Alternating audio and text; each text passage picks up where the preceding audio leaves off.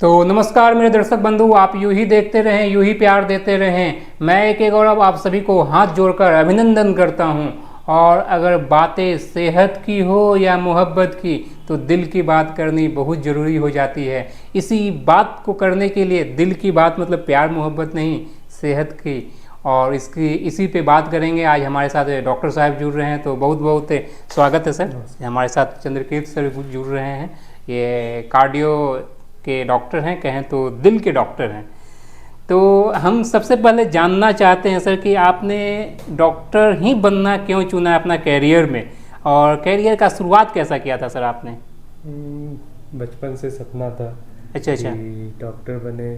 फिर आगे पढ़ाई करते रहे। फिर थोड़ा सा 12th के बाद थोड़ा स्ट्रगल भी हुआ 2-3 साल, लेकिन फिर धीरे धीरे सिलेक्शन हुआ तो फिर राह बनती गई और हम करते गए। MBBS किया है, फिर हमने DNB जनरल मेडिसिन किया है। अच्छा फिर अच्छा। मैंने आर्म फोर्स मेडिकल कॉलेज से DM कार्डियोलॉजी की पढ़ाई की है। अच्छा अच्छा। उसके बाद अभी यहाँ रूबन मेमोरियल हॉस्पिटल में कंसल्टेंट कार्डियोलॉजिस्ट के पद पर कार्यरत हूँ। अच्छा अच्छा अच्छा। तो मतलब कि अगर जो डॉक्टर की बात करें, तो आपने दिल का ही डॉक्टर बनना क्यों चुना? बहुत सारे सेगमेंट होते हैं, हर एक अलग अलग एक्सपर्ट हैं, तो क्या कुछ दिल से लगाव था ऐसा? नहीं, ऐसा कुछ नहीं था। कार्डियोलॉजिस्ट हमारे टाइम में काफ़ी बड़े डॉक्टर गिने जाते थे और बचपन से सपना था कि कार्डियोलॉजिस्ट बनेंगे। बड़े डॉक्टर इन द सेंस पैसे में या फिर? नहीं, नॉलेज वाइज हम लोग ज़्यादा सोचते थे उस समय। अच्छा। कि कार्डियो मतलब बहुत ही नॉलेजेबल डॉक्टर। तो बचपन से एक सपना रहता है कि हार्ट के स्पेशलिस्ट बनेंगे लोग, इस हिसाब से जाने कि हम लोग हार्ट के स्पेशलिस्ट बने, इसलिए ये फील्ड चुना। इंटरेस्ट भी था इसलिए। तो कहा जाता है सर कि अगर हार्ट के डॉक्टर बने हैं, तो क्या स्टूडेंट लाइफ में कभी दिल वगैरह भी टूटा है क्या सर? लगाया था दिल कहीं? देखिए, दिल तो सबका लगता है। अच्छा। टूटना नहीं टूटना ये अलग बात है, पर ऐसा कुछ बहुत ज़्यादा नहीं है। ऐसा तो कोई नहीं कुछ बोलता ऐसी कि मीठी यादें जो याद हो सर आपको? ऐसा कुछ नहीं है। जब मतलब पढ़ाई करते हैं मतलब तो पढ़ाई पे फोकस थे? पढ़ाई में फोकस थे। ये सब चीज़ें तो होती ही रहती हैं। कोई ऐसा कोई डिनाई नहीं कर सकता कि हमें कभी ऐसा कुछ हुआ नहीं था। हम्म। लेकिन कभी ऐसा बहुत सीरियस नहीं हुए कि इस मामले में कि हमें हद से ज़्यादा बढ़कर कुछ करना है। अच्छा अच्छा। पढ़ाई करते रहते थे, उस पर फोकस रहता था। मतलब कैरियर पे फोकस था सर आपका? हाँ, ये तो रहता ही था। जो हमारे डॉक्टर APJ अब्दुल कलाम थे, उन्होंने अपना लास्ट लेक्चर दिया और बस से बैठे और वो दुनिया छोड़कर चले गए। वही। उनको भी हार्ट तो अटैक ही आई हार्ट थी। अटैक तो हार्ट अटैक बहुत ही कॉमन होता जा रहा है। हम्म। और प्रॉब्लम ये है कि अब ज़्यादातर ये ओल्ड एज में पहले हुआ करता था, पर अब यंग एज में भी काफ़ी ज़्यादा, और यंग पेशेंट काफ़ी ज़्यादा हार्ट अटैक के साथ आ रहा है। अच्छा। जो प्रॉब्लम वाली तो बेसिकली ये खान पान का ही देन है?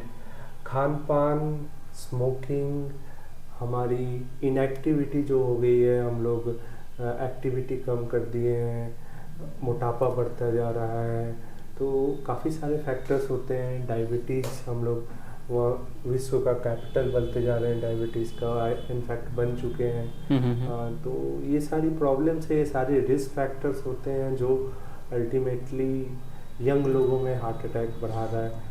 आजकल स्ट्रेस लेवल यंग लोगों में भी बढ़ रहा है, लाइफस्टाइल चेंज हो गया है, साथ के साथ नींद कम होती है, एक्टिविटी और ज़्यादा कम होती है, स्ट्रेसफुल इन्वायरमेंट में काम होता है। तो ये सारी चीज़ें, ये सब फैक्टर है सर? ये सब फैक्टर हैं। तो क्या ये कोविड का भी कुछ ऐसा सिम्टम दिखता है क्या सर? जो कोविड जो हुआ था 2020 में, पूरे विश्व में तो ये फैला था, और हमारा इंडिया भी इससे मतलब कि छूटा नहीं था। यहाँ पे भी इंडिया में भी काफ़ी तहलका मचाए थे, मतलब कि वो तो कोविड तो डेफिनेटली काफ़ी ज़्यादा परेशान किया था हमारे देश को भी, पर एज सच कोई बहुत ज़्यादा क्लियर कट लिंक कहीं नहीं है कि हम बोले कि कोविड आने के कारण यंग लोगों में हार्ट अटैक होने की संभावना काफ़ी बढ़ गई है। कोई भी ऐसा एज सच कोई बेसलाइन डाटा या मतलब ऐसा कोई रिसर्च लेवल का कोई नहीं है? एज सच कोई प्रूवन थिंग नहीं है कि कुछ स्टडीज हैं जो बोलते हैं कि उस समय बढ़ गया था, पर ऐसा कोई बहुत ही फैक्चुअल नहीं है। सॉलिड एविडेंस कहीं नहीं है कि ऐसा कुछ अच्छा, और मतलब अगर इंडियन जर्नल छोड़ दीजिए तो बाहरी का जर्नल में भी ऐसा कुछ नहीं कोई भी है। ऐसा मेजर जर्नल में कोई भी solid evidence I don't think कि जहाँ तक मेरा नॉलेज है हम्म। कि कोई बेटर है। थोड़ा बहुत डेफिनेटली चांसेस बढ़े हैं, लेकिन वो जब कोविड हुआ था उस चांसेस है। लॉन्ग टर्म में आई डोंट थिंक कि कोई स्टडी है जो प्रूव कर रही है कि बहुत ज़्यादा रिस्क बढ़ा है। तो क्या हम दिल का ख्याल अगर बोले तो 5-6 पॉइंट में हम कैसे रख सकते हैं अपने दिल, क्योंकि एक अगर महत्वपूर्ण मेरे करिए। हिसाब से दिल का ख्याल रखना है तो बहुत ज़्यादा है, हमें अपने खान पीन पर ध्यान रखना है। खान पीन एक बैलेंस डाइट होना चाहिए जिसमें proper carbohydrate, proper protein, proper fat का इंटेक होना चाहिए। ऐसा नहीं है कि कुछ डाइट हम लोग बिल्कुल हटा दें, सारा एक बैलेंस डाइट होना चाहिए पहली बार। दूसरा, एक्टिविटी मॉर्निंग इवनिंग या किसी भी टाइम, एक टाइम कम से कम 40 से 50 मिनट हफ्ते में 4 से 5 दिन मिनिमम ऐसा एक्सरसाइज करना चाहिए जिसमें हमें पसीने आए कि मतलब फिजिकल एक्टिविटी बढ़ा दें। बहुत ज़रूरी है। तीसरा, रेस्ट 6-7 घंटे का प्रॉपर स्लीप हमें लेना चाहिए। अगर हमें कोई रिस्क फैक्टर है जैसे डायबिटीज़ है, हाइपरटेंशन है, स्मोकिंग करते हैं, मोटापा है, तो वो सब का हमें कंट्रोल रखना है और ख्याल रखना है कि आगे ना हो। जिन लोगों को फैमिली में हिस्ट्री है कि परिवार में माता पिता को हार्ट अटैक है, उनका रेगुलर स्क्रीनिंग कराना बहुत जरूरी होता है। तो ये क्या डीएनए से भी ट्रांसफर होती है क्या? हमने जहाँ तक अभी है, फैमिली हिस्ट्री एक स्ट्रॉन्ग रिस्क फैक्टर होता है, क्योंकि फैमिली हिस्ट्री कहने का मतलब कि डीएनए से रूप ट्रांसमिट होना। फैमिली हिस्ट्री डीएनए से ट्रांसफर नहीं होता, पर आपके कुछ जीन ऐसे होते हैं जिसमें जो कोलेस्ट्रॉल ज़्यादा बैठने की संभावना होती है या नसों में कोलेस्ट्रॉल जमने की संभावना ज़्यादा होती है, तो डेफिनेटली थोड़ा सा फैमिलियल लिंक तो है। तो कोलेस्ट्रॉल क्या दिल का दुश्मन होता है या दोस्त होता है सर? जनरली तो देखिए, कोलेस्ट्रॉल जनरली तो हार्मफुल ही है, ठीक है ना। जो कोलेस्ट्रॉल के कारण ही नसों में रुकावट की प्रॉब्लम आती है, जो कि अल्टीमेटली हार्ट अटैक को हम लोग आम भाषा में जानते हैं। कोलेस्ट्रॉल को तो हमें डेफिनेटली कंट्रोल में ही रखना चाहिए। तो इसका कोई बेस्ट पार्ट भी है क्या सर? कोलेस्ट्रॉल का बेस्ट पार्ट है, उसी में कुछ अच्छे कोलेस्ट्रॉल होते हैं, कुछ बैड कोलेस्ट्रॉल होते हैं जो आम भाषा में हम लोग बोलते हैं। HDL को हम लोग अच्छा कोलेस्ट्रॉल मानते हैं, LDL को बुरा कोलेस्ट्रॉल बोला, मतलब दोस्त भी है और दुश्मन भी है। हाँ, पर जनरली हमें इसे कंट्रोल में रखना ही बेहतर है। कुछ पार्टें, हर चीज़ जो है वो बहुत ही अब नॉर्मल रहेगी तो डेफिनेटली नुकसान करेगा। खासकर हमारे जो डाइटरी हैबिट्स हैं उसके कारण कोलेस्ट्रॉल ही बेसिकली डिरेंज होता है, जिसके कारण हार्ट अटैक की संभावना काफ़ी बढ़ जाती है। तो क्या चाय और कॉफ़ी में सबसे ज़्यादा नुकसान कौन पहुंचाता है हमारे दिल को?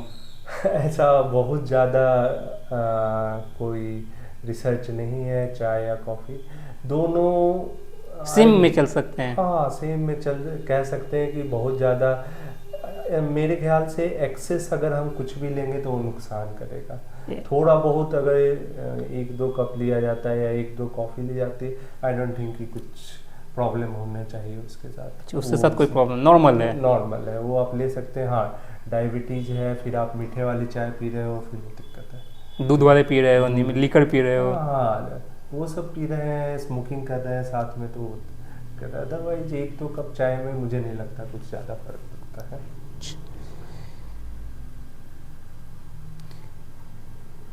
तो दिल के लिए सबसे खतरनाक क्या होते हैं? अस्वस्थ खाना, चीनी या अनिद्रा, जो नींद पूरा कम ले रहे हैं? ये सारे रिस्क फैक्टर हैं। सबसे इम्पॉर्टेंट होता है शुगर का होना। अनकंट्रोल्ड अगर शुगर है तो और ज़्यादा रिस्की है। उसके अलावा हाइपरटेंशन, स्मोकिंग करना, परिवार में हार्ट अटैक की हिस्ट्री होना, ऊपर से डाइटरी अनकंट्रोल्ड, बाहर का तला भुना हुआ या फ्राइड फूड खा रहे हैं रेगुलर बेसिस पर, ऐसे तेल का यूज कर रहे हैं जो बार बार जला हुआ है, वो बहुत रियूजेबल तेल नहीं खाना चाहिए। मतलब कि आप सपोज कीजिए तेल यूज किए, नेक्स्ट टाइम उसी तेल में वापस बार बार यूज कर रहे हैं, वो फिर नुकसान पहुंचाता है। उसके साथ साथ स्ट्रेसफुल इन्वायरमेंट में हैं आप, पूरी नींद नहीं ले पा रहे हैं, फिजिकली इनएक्टिव हैं, धीरे धीरे मोटापा हो गया है, तो ये सारी चीज़ें नुकसान करेंगी। ये सारी चीज़ नुकसान करेंगे। तो क्या सिगरेट का कितना नुकसान है अगर आप सिगरेट पीते हैं और अथवा नहीं पीते हैं और आसपास वहाँ पे हैं? नहीं, सिगरेट का तो डेफिनेटली नुकसान है, बहुत ज़्यादा, ठीक है ना। हाँ, अगर आप सिगरेट पीते हैं तो डेफिनेटली आपको हार्ट अटैक होने की संभावना काफ़ी ज़्यादा बढ़ जाती है। अच्छा। और अगर आप पैसिव स्मोकर भी हैं या इस माहौल में रहते हैं जहाँ लोग आपके साथ सिगरेट पीते हैं, तो भी ये रिस्क बढ़ता है डेफिनेटली। तो उन गार्जियन को भी सोचना चाहिए, अगर आप घर में सिगरेट पीते हैं, आपके घर पे बाल बच्चे बीवी हैं, तो उनको पहले तो उनको खुद के बारे में सोचना चाहिए कि उनको हार्ट अटैक हो सकता है, उन पर डिपेंडेंट जो लोग हैं, उनके फैमिली, बच्चे, उनको भी ये होने की संभावना हो सकती है। हार्ट अटैक भी, लंग्स की प्रॉब्लम भी, तो डेफिनेटली नुकसानदायक है। कैंसर का भी संभावना है। एक महत्वपूर्ण क्वेश्चन है सर हमारा कि अगर क्या महसूस करें अगर, तो डॉक्टर से कंसल्ट करना चाहिए कि हमको दिल से रिलेटेड बीमारी है? बहुत ही अच्छा क्वेश्चन है आपका। तो डेफिनेटली दिल की बीमारी में एक तो हम आम सुनते हैं कि छाती में दर्द होना, नॉर्मल है ये। हाँ, छाती में दर्द होना हमेशा सिम्टम हार्ट का हो सकता है। सबसे इम्पोर्टेंट सिम्टम है छाती में ऐसा दर्द होना जो काफ़ी ज़्यादा पसीने के साथ हो रहा हो, घबराहट हो रही हो, छाती की दर्द चलने पर हो रही हो, बैठने पर कम हो जा रहा हो, तो ये सारे इंडिकेटर हैं कि जो छाती का दर्द है वो डेफिनेटली हार्ट से रिलेटेड है। दूसरा, दम फूलना या सांस फूलना, जो हम आम बातों में बोलते हैं, थोड़ा भी चले तो दम फूलता है, पैरों पे सूजन आना, उसके बाद बेहोशी का होना या फिर चक्कर आना, ये भी एक सिम्टम्स होते हैं। तो बेसिकली ये 3-4 सिम्टम हैं जो रात को सोने के बाद दम फूल जाना, ठीक है, या लेटने पर खांसी आना या दम फूलना, ये सारे सिम्टम होते हैं जो अगर आप महसूस कर रहे हैं तो एक बार हार्ट के डॉक्टर से ज़रूर मिलें। हार्ट के डॉक्टर से मिलिए, कुछ हार्ट की जांचें होती हैं, ईसीजी को, वो सारा कुछ की जरूरत है। तो ईसीजी वगैरह पे भी बातें करेंगे, लेकिन वीडियो वो काफ़ी लंबा हो जाएगी। लेकिन आज किसी को मान लीजिए कि हार्ट अटैक आया, लोग घबरा जाते हैं कि क्या करें नहीं करें, क्योंकि वहाँ पे मतलब कि जो सोचता नहीं है उनके परिवार के साथ वो घटना घटती रहती है। तो जो प्राइमरी फेज में उनके साथ क्या करना चाहिए उनको? देखिए, मैं तो सलाह दूंगा कि अगर आप 60 के ऊपर या 50 के ऊपर हो गए हैं तो घर पे जरूर इकोस्प्रिन या डिस्प्रिन 325 वाली गोली ले रखें। और कभी भी छाती में दर्द हो जो कि असहनीय हो, साथ में पसीने, घबराहट, ये सारा कुछ हो रहा हो, तो डेफिनेटली उसे ले लें और तुरंत के तुरंत किसी भी अस्पताल में जाएं, वहाँ ईसीजी और प्राइमरी उपचार कराएं। अगर आपको पता तो ये दवा जो है सिंगल लेना चाहिए या फिर मल्टीपल ले लेते हैं लोग? ये तो एक सिंगल डोज होती है, सिंगल डोज लेना mg वाली। इसके साथ और भी दवाइयाँ होंगी जो आपको अस्पताल में दी जाएगी, कुछ इंजेक्शंस होंगे जो अस्पताल में प्राइमरी केयर वाले डॉक्टर साहब देंगे आपको। कोई भी बड़ा, देखिए, टाइम बोला जाता है, टाइम इज मसल आज के डेट में। तो जितनी जल्दी आप डॉक्टर के पास जाएंगे, आपको हार्ट अटैक है, मेजर हार्ट अटैक है, अगर एंजियोप्लास्टी हो जाती है तो उतना ज़्यादा नुकसान और रिस्क कम होता है। तो जितना जल्दी आप डॉक्टर के पास जाएंगे, अगर आपको छाती में दर्द हो रहा है, बीमारी डायग्नोस हो जाएगी, एंजियोग्राफी या एंजियोप्लास्टी हो जाएगी, तो उतना फ़ायदा। तो इग्नोर ना करें इस पे। हाँ। अगर इस तरह का सिम्टम है आपके पास तो एक बार ज़रूर डॉक्टर से मिले, क्या है नहीं है क्लियर कर लें, उसके बाद अपना लाइफ को एंजॉय करें। बिल्कुल। तो यूं ही चर्चा हमारी जारी रहेगी। आपने सर समय दिया, बहुत बहुत धन्यवाद सर। और अपनों में शेयर कीजिए, क्योंकि यह सेहत की बात है। अपनों में जितने शेयर कीजिएगा न कुछ जानकारियाँ एक दूसरे को शेयर करेंगे। और आपको क्या लगा, कैसा लगा, कमेंट के माध्यम से इस वीडियो में जुड़ सकते हैं। आपका क्या सवाल है, अगर हार्ट से रिलेटेड है तो कमेंट में रखिएगा, हम डॉक्टर साहब से पूछने के लिए आ जाएंगे आपके लिए।